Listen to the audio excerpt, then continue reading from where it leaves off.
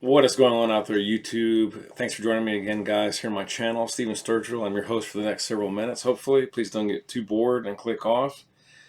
Once again, guys, you know I'm on my oud kick if you've been watching any of the episodes recently, and this is no exception. Taking a look today at this incredible scent that is Christian Dior Leather Oud.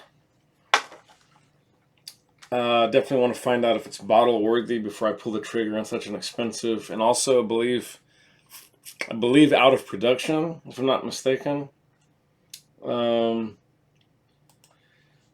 This was, of course, designed by the legendary Francois Demachy, who's a living legend in his own right. I'm not going to talk too much about the other fragrances. He's done many fragrances. Many of them fantastic, and some of them a little bit notorious, and some good but not great. But overall, an absolute legend in the field. These come in those cylindrical glass, beautiful sort of minimalist designs. And as far as I know, I think this is out of production. Could be wrong, but I think it dropped in 2010. I'd be hard pressed to believe it's still in active production. What can we say about this scent, guys? So, yes, there's oud. Yes, there's leather. It's a veritable powerhouse, pretty much a juggernaut, beast mode type fragrance.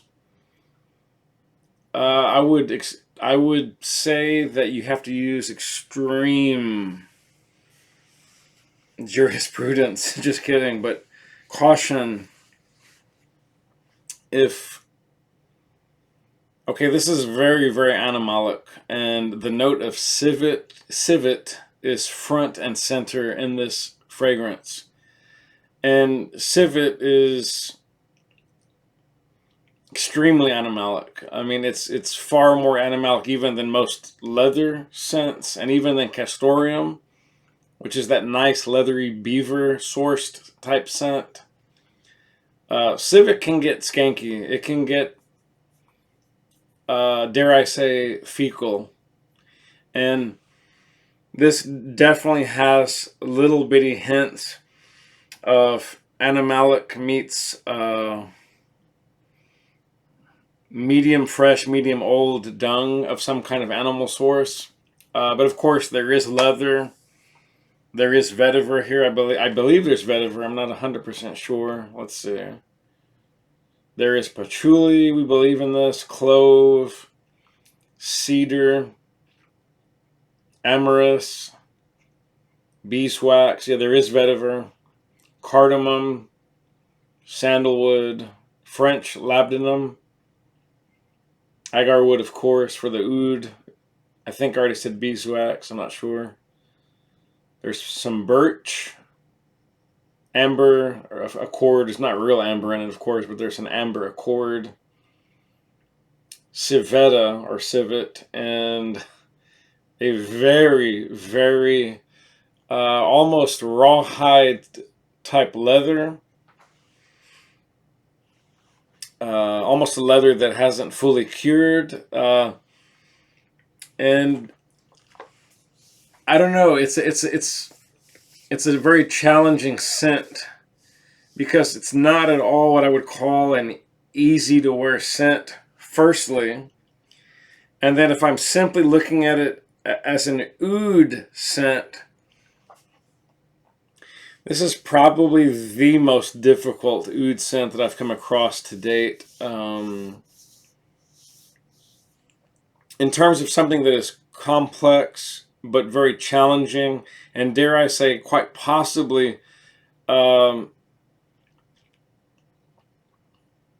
somewhere between semi-offensive and just totally, my God, you smell horrible, just stay away, get back. This could really ruffle the feathers of coworkers in the worst kind of way. But it's also quite possible that if you let it dry down enough, it may get sensual and smelling just good enough on your skin, especially also, dare I say, if you are in a culture that is more accepting of strong, bold, Extremely masculine, but at the same time animalistic or animalic, and type scents, again, that have a little bit of the fecal and the animalic, like the civet or the civet. Not for nothing, but a lot of places in the Middle East and Southeast Asia don't seem to mind so much. And even in Europe, there's a certain liberality, liberalness, or freedom rather.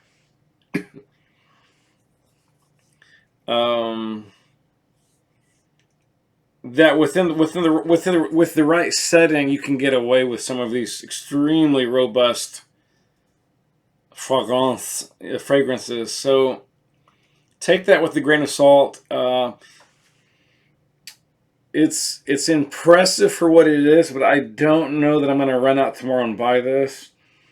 I think it is definitely a little bit too off-putting for my taste. And I don't want to have to wait 4 to 5 hours to actually get to a sweeter spot where this becomes very wearable and more inviting and softer. This is extremely challenging. So, I don't know. Kudos on the one end to the House of Dior for really almost driving off a cliff with the boldness of this fragrance. But I think, honestly, I think 7 at least out of 10 people are going to run for cover when they smell this and just say, I don't ever want to smell it again. I certainly don't want to wear it, and I certainly don't want to buy it, and I certainly don't want my lover or partner or better half smelling like this, quite frankly. So it's impressive. It's an impressive, bold statement. It's a bold fragrance. It is complex. It is nuanced. And it does tell a story. But I think, quite frankly, it's just too off-putting. I think it's just too strong and animalic. And quite to an extent, I mean, I would say it's 20 to 30% unpleasant, literally just to smell in general. But then out of that 15 to 20 to 30%, about 5% of that is just like nuclear. Like you just almost can't smell it. So I know that sounds weird, but I don't know. Oof. Yeah, I can't in good conscience recommend this fragrance. I just can't. It's just pushing way too hard on boundaries that are there for a reason. And I really don't think the average, even connoisseur of oud and leather is going to go for this.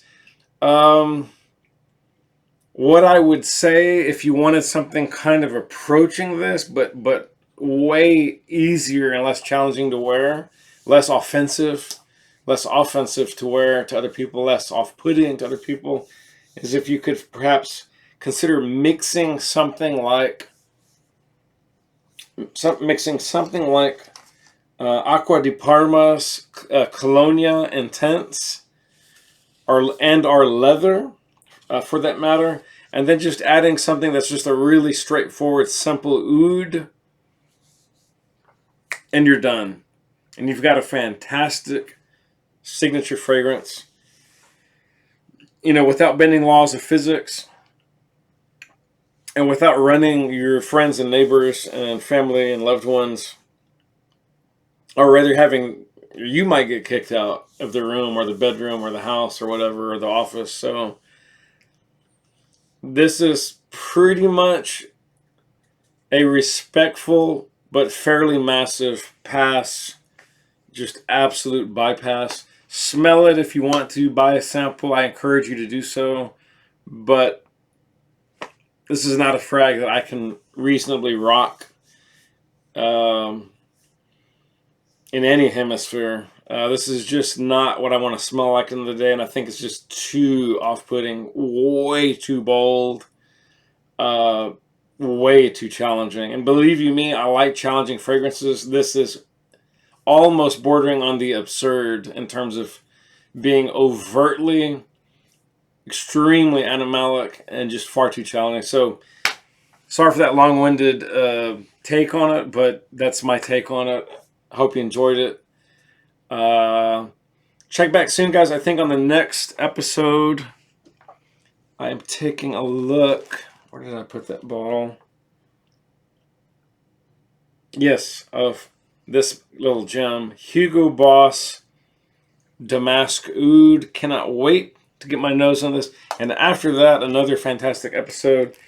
Hopefully, I'll be taking a look at Chopard's Oud Malaki by the House of Chopard, which, of course, they make jewelry like Bulgari out of France.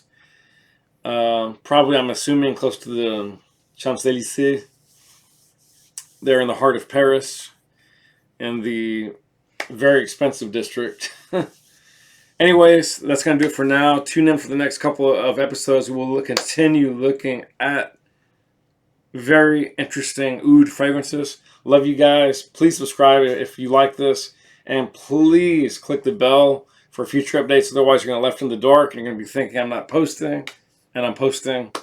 Spray well, spray often. Live life on your terms, guys. I will see you shortly, hopefully. Peace out. Much love, peace, respect, happiness, and everything good.